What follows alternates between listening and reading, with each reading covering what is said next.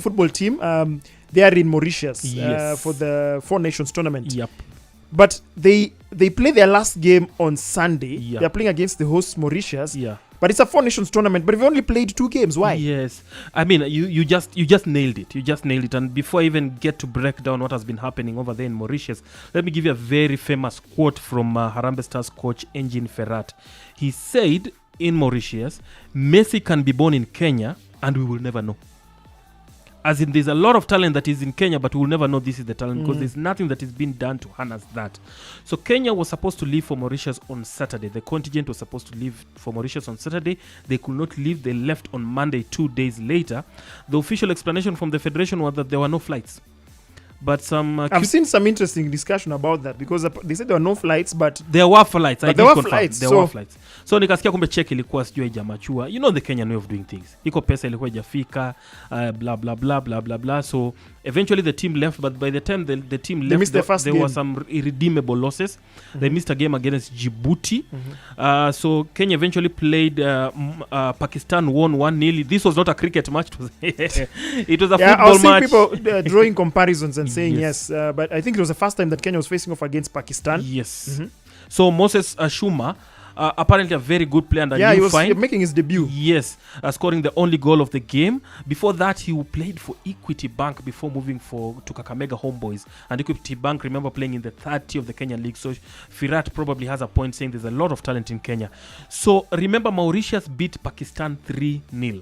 So Kenya will meet Mauritius. Kenya needs to beat Mauritius to be sure of winning this tournament because already they forfeited 1 match. Apart from that, Mauritius have a better goal difference. What was the result for Mauritius and Djibouti? Mauritius, Djibouti, I need to check that, but I know Mauritius beat Pakistan 3-0.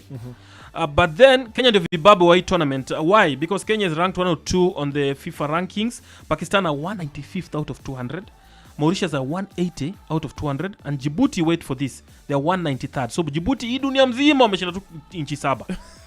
But the Kenya iko 102. Kenya iko 102. Kenya are a little bit like halfway. But what is okay? Yes, I understand. Of course, the team has had a lot of inaction for a bit of time because of the suspension by FIFA. But okay,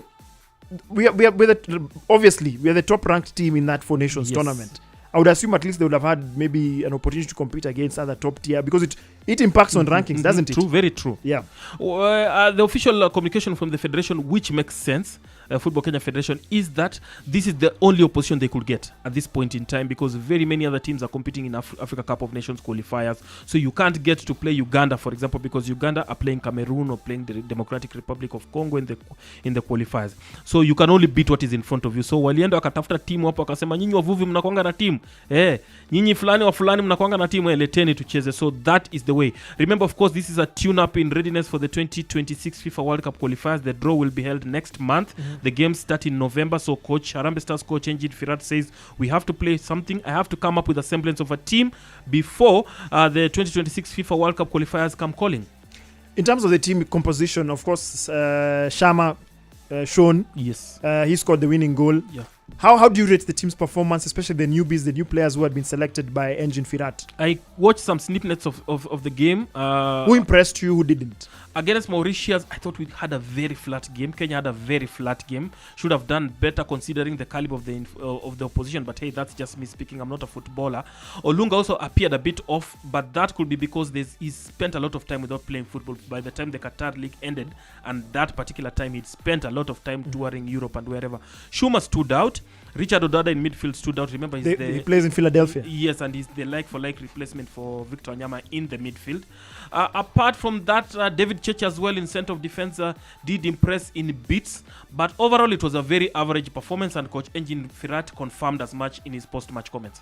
Yeah. So they play Mauritius on Sunday. Yes. Mauritius, you said they beat Pakistan 3-0. Yes. So I know you're playing at home, so it's all to play for, and obviously you more likely than not, it's likely the hosts would be able to have the upper hand against Harambee Stars. But I think a victory for them will be a morale booster, as you said, for the build-up to the World Cup qualifiers. But at least football is back. I think for me that's the main thing, because for the national team specifically, I know the league has been back as well, and I really pray that we're able to get a bit more competitive games. Yeah. Things that will be able na wachezaji pia wamelipwa 100,000 each, so hakuna kulalamika pesa imechelewa nini. Apparently each player has been paid about 100,000. Yes. And I agree with you, Kenya should have enough in its arsenal to beat Mauritius.